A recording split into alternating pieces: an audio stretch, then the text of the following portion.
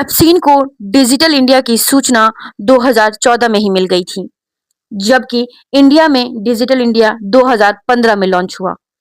एप्सिन को यह सूचना हरदीप पुरी ने दी थी। एप्सिन के फाइल में ये साफ-साफ प्रूफ होता है। वहां साफ-साफ मेल पढ़ा जा सकता है।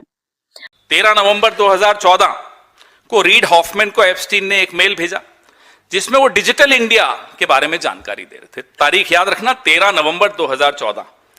डिजिटल इंडिया शुरू कब हुआ, अनाउंस कब हुआ, वो डेट भी देख लीजिए जरा। डिजिटल इंडिया जुलाई 2015 में शुरू हुआ, यानी कि एप्स्टीन को भारत के नागरिकों से पहले डिजिटल इंडिया की जानकारी हमारे बाबू हरदीप पुरी दे रहे थे। देख रहे हैं आप, हम और आप इस गलतफहमी में हैं कि इस देश की सरकार को एक माई का लाल चला रहा है। इस देश की सरकार को एक दलाल चला रहा था अमेरिका में बैठकर। उस दलाल को पहले बताया जा रहा था कि डिजिटल इंडिया आ रहा है। अरे बोलने से पहले हरदीप पुरी जी, आपका कुछ तो इंटेलिजेंस होगा, आपने यूपीएससी क्वालिफाई किया है साहब। खुद ही बोल रहे हैं मैं तो डिजिटल इंडिया की जानकारी दे रहा था। क्यों दे रहे थे साहब? पहली बात तो आपको यह जानकारी कैसे मिली? आप तो सरकार का हिस्सा नहीं थे। फिर आप एप्स्टीन को क्यों जानकारी दे रहे थे? वो किस चीज का हिस्सा था? और नरेंद्र मोदी जी, अब आप बताइए,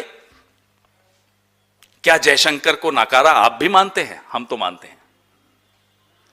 क्या जयशंकर राजदूत, अमेरिका में भारत का राजदूत, उसके माध्यम से आप एप्स्टीन को या किसी को भी कुछ भी जानकारी देना चाहते हो, उस पर हम बाद में आएंगे, उनके माध्यम से नहीं दे रहे थे आप, हरदीप पुरी के माध्यम से क्यों दे रहे थे? यह रिश्ता क्या है आपका और हरदीप का, या आपका और एप्स्टीन का, जिसमें हरदीप पुरी शायद बिचौलिए का काम कर रहे हैं, हमें नहीं मालूम। तो हरदीप पुरी डिजिटल इंडिया की बातें कर रहे हैं। डिजिटल इंडिया की घोषणा होने से पहले किससे बात कर रहे हैं साहब? एप्स्टीन से। बताइए, हैरान हो जाने वाली बात है या नहीं?